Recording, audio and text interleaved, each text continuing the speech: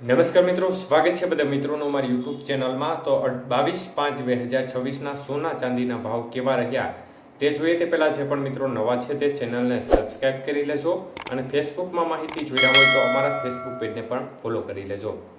સૌ પ્રથમ ચાંદીના ભાવ જોઈએ તો 1 ગ્રામ ચાંદી 285 રૂપિયા, 8 ગ્રામ ચાંદી 2280 રૂપિયા, 10 ગ્રામ ચાંદી 2850 રૂપિયા, 100 ગ્રામ ચાંદીનો ભાવ આજે 28,500 રૂપિયા અને કિલો ચાંદી 2,85,000 રૂપિયા સુધીના ભાવ રહ્યા હતા।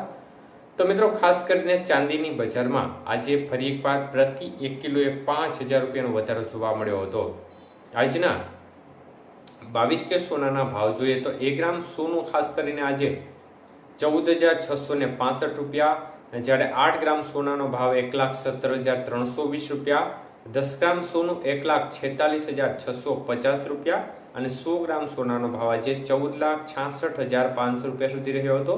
તો આજે 22 કે સોનાના 100 ગ્રામના ભાવની અંદર 4,500 રૂપિયાનો વધારો થયો હતો।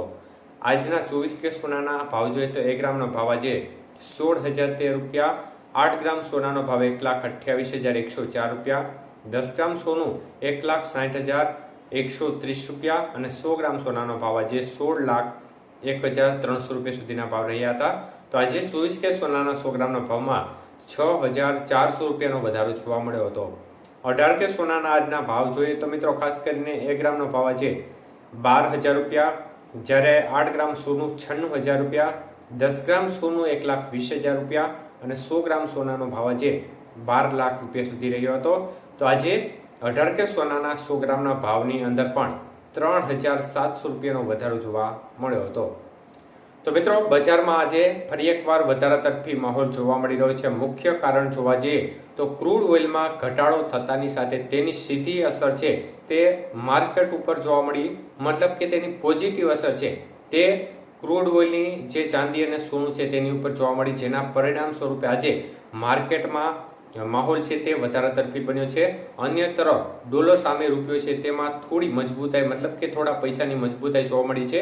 મતલબ કે 97 રૂપિયા નજીક જે ડોલર સામે રૂપિયો પહોંચવા આવ્યો હતો તેમાં થોડી રિકવરી આવી છે અને 96 રૂપિયા 30 પૈસા નજીક ડોલર સામે રૂપિયો મૂવમેન્ટ કરી રહ્યો છે। તો આ બંને તમામ પરિબળોના પોઝિટિવ પાસાની અસર હેઠળ સોનું અને ચાંદી છે તેમાં એક પ્રકારે થોડી પોઝિટિવિટી જોવા મળી છે, જેના પરિણામ સ્વરૂપે આજે માર્કેટમાં થોડો સુધારો જોવા મળ્યો છે અને બજાર છે તે વધારા તરફી માહોલ જોવા મળી રહી છે। તો મિત્રો ખાસ કરીને આગામી સમયમાં જો ડોલર સામે રૂપિયો તૂટતો રહેશે, અન્ય તરફ વૈશ્વિક પરિબળો છે તે સપોર્ટ નહીં કરે તો આ હિસાબે બજાર છે તેમાં હજી ઘટાડો થવાની પૂરેપૂરી શક્યતાઓ વધુ દેખાઈ રહી છે, કારણ કે જે પ્રકારે મોદી સરકારની અપીલ છે તેમની પણ અસર માર્કેટ ઉપર જોવા મળશે આગામી દિવસોમાં પણ, તે વાત પણ ફાઇનલ છે।